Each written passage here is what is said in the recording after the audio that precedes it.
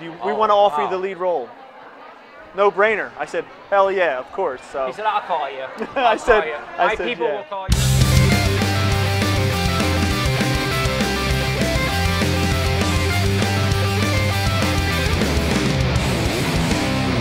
Hello, World Wide Web. Welcome back to the Hangin With Web Show. I'm GW Pomichter.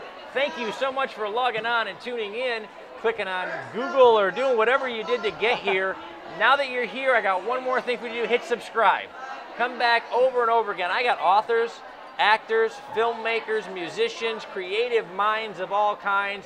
We are in the oldest city in America, St. Augustine, Florida, and we're hanging with actor and cover model, John Antorino. Right. John, how are you, man? Great, nice to meet you, thank you. Welcome to sunny Florida. Thank you. Yes, you're making the tour all over the country, from LA to New York, now you're here in Florida. Exactly, yeah. This is a busy guy. Yeah. I got 10 minutes in the chair, haha. All right, man. So, well, we got to talk to your author earlier about some of your covers and stuff, right? But you've been modeling and acting for a long time now. 20 years. 20 years. Still going. Still going. Still going until they kick me out. 20 years, he still looks like this. He's still on the cover of Romance Writer. 20 years, I don't even know what I looked like 20 years ago, but I know there wasn't this old guy. Oh man, how'd you get started in acting and modeling and stuff? I started out as a male model. I was like 20 years old. People used to always come up to me and say, you know, you should be on TV, you should be in movies, all that kind of stuff, photographers and stuff like that. I really wasn't interested in it. I was in college, having fun, running around, chasing women, and that kind of. If you could be a male model, and that kind of thing. Around, well, yeah, I was in school. I really wasn't interested. Good day, good life. It was a fun life. And then, I used to go home on the weekends and tell my mom I got all these cards from these photographers and agents. We took a bus to New York, and the rest is pretty much history, to be honest with you. Yeah, so they kind of just took a liking to me, started sending me out on calls and auditions and photo shoots, and then I just cashed in and just kept rolling with it. Wow, that's fantastic. So you started those early auditions and those early things. People have been coming up and, you know, book covers, book covers, and advertisements. I do music videos, I do TV shows, soap operas, everything, fitness magazines, underwear ads. What was the casting that you just sat there one day and you hung up the phone and went, all right, this is it? You know, what was that for you? Probably the role that I'm preparing for right now. I'm preparing to play a serial killer in a movie called A Cup Full of Crazy. And it's going to be Full of Crazy. my first lead role. Oh, awesome! And it took a long time to get here, but it does. Yeah, so it does. I was finally offered a lead role. We always hear that, you know, the Hollywood overnight success. They're not overnight. They're not overnight. There's 20 years of work that went into that night. Long time. Yeah. It was 20 years, and then that last 24 hours is the part we're going to tell you about. Exactly. That's yeah. right. So yeah, I auditioned for a role on this movie, and they offered me a small role playing a detective. Fast forward a couple months go by. Called me up, John, we need to meet with you in Philadelphia. Fly in, meet in Philadelphia. The lead role that was playing a serial killer backed out. We want to offer you the lead role. No brainer. I said, hell yeah, of course. So he said, I'll call you. I said, my people will call your people. There'll be a thing. So we're starting filming that in this summer. So I've been preparing. Awesome. Where are you shooting? Philadelphia, New Jersey, New York, in that area, tri-state area. Yeah. So fantastic. I've been studying all the serial killers and trying to get a little crazy, you know. Behind the scenes, I'm not going to kill anyone. I feel really good that he's not like a method actor right now. Right now, we're just chilling. We're okay. Chilling, definitely. You know, but so you know what? Film sets, photography studios, and you know, we've been doing this now a couple of years. They can get crazy, man. Oh yeah. What is the silliest, just, you know, breakaway moment that you can remember on a set or whatever, just kind of hanging out? I just got done working with Russell Crowe on a new show about Roger Ailes. You can almost say enough said right there. The Fox News owner, Roger Ailes. Yeah. Russell Crowe's playing Roger Ailes in that new show. It's going to be on Showtime. I play a Fox News reporter on this show. And he just tells a lot of crazy stories about his girlfriends in the past, like Meg Ryan and all kinds of stuff. And it's pretty comical. It's a good day when you're hanging out with Russell Crowe. First of all, hanging out with Russell Crowe. Yeah. And then you're hearing all these stories about funny, all these and he just keeps like rattling these stories off like we're like best friends, and it's just hilarious. That is one of the things that has been so amazing about the arts and entertainment community, is that it is a giant extended family. Once you get in doing this stuff, people just, it's instinctive. They just come up and they're like, hey, how you been? It's funny. Like, you know, yeah. it's Especially when you get in there with those guys and they take a liking to you, and then you keep rolling from there, and that's what I'm just going to keep riding. That is awesome, man. Yeah. And now you're kind of bi-coastal right now. You spend a lot of time in LA. I'm LA, New York, New Jersey. I'm from New Jersey. Still maintain a home there as well. My mother's there.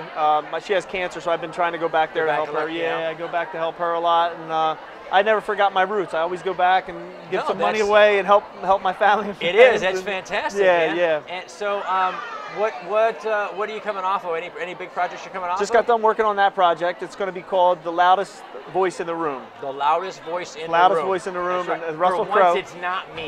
It's him. and it's going to get cool. Yeah, it's going to be great. Yeah. And then the big one is this one coming up. I'm really putting everything into that. Yeah. Crazy. So I go to bed at night and I'm studying Jeffrey Dahmer, Ted Bundy, BTK killer. All right, you got a dark reading list tonight. And it's getting crazy. Yeah, it's really getting crazy. So I've been studying those nut jobs. And how'd you get started doing book covers and so stuff? I used to do like underwear ads and all that stuff and fitness magazines, which I still do. And then I just kind of crossed over to this. Wait, 20 years you're still doing underwear ads? Yeah. I go to Italy 3 times a year. I hate this guy. Yeah. And so 20 years later, I've been married. Nobody wants to see me in my underwear. Yeah, they're still booking me. They're still booking I you. mean, I'm still doing these covers and stuff. What's that like? You know, when you have a career like that, right? And you know, we're all getting older. We all get older. So you get the call and you're like, hey, we're doing a romance novel or whatever. We want to use you. Yeah. Take your shirt off. And I love it. What, you know? I don't know. I don't feel older. It's a kick. I still work out like I used to when I was in my 20s. I still eat the same. I still feel like I look do too, the same. But Steven's got to pick me up afterwards. I mean, I just don't, like, people in the industry say that I've aged so gracefully. I don't look my age. I mean, I'm not old, but I'm not 20 anymore. You know, when I first started, I was that age. Yeah. So, but I'm still relevant. I'm still working, and I'm just going to keep going until they say they don't want me anymore. So, you know, it's great. Entertainment's one of the few industries that you can be in where you see these guys. I have trouble. The other day, one of our generation's actor, Luke Perry, passed away. Yes, sad, very sad. And then the day after that, there was another one that passed away. And I remember looking at it, and I went, and they said at 74. And my brain Jan Michael Vincent? Jan Michael Vincent. Sad, very sad. 74 years old. When we were kids, he was like the hottest thing out there on TV, right? He was an icon. Yeah. And I'm thinking, 74? I want to look that good when I'm 74. Yeah. I mean, I think this is a great, A, we don't work that hard. We work hard, just not doing what you guys do. And B, the industry is demanding like that way. You have to keep working out. You have to stay in shape. Yeah. You know, you have to take care of yourself. Yeah, I do, and I avoid drugs and alcohol. I never had drugs or alcohol or smoked or any of that stuff. So that keeps you in good. It does. Ahead of the game, because most of the people in the industry do all that stuff. To be honest with you, and we do it when we're 20. Yeah. And by the time we're 35, we're like, oh. Yeah. I never. What was I thinking? Never got into it. Never got into it. I did my share when I was in the Army years and years ago. When I got out, I said, no, that's it. You're done. Yeah. But you know, it is. You do it when you're 21, and when you're 35, you wake up one morning, and all of a sudden you can remember, oh my God, that night when I was 21 is starting to hurt me right now. Funny, yeah. Right now. Yeah. Okay, so speaking of which, you do a lot of work and now you stay in great shape. What's that guilty food bit? Pizza. Pizza. Easy. That's the easy one. Pizza. It's a Jersey boy. What do you want?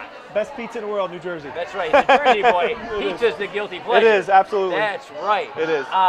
You don't drink. You don't do any of that stuff. That's good.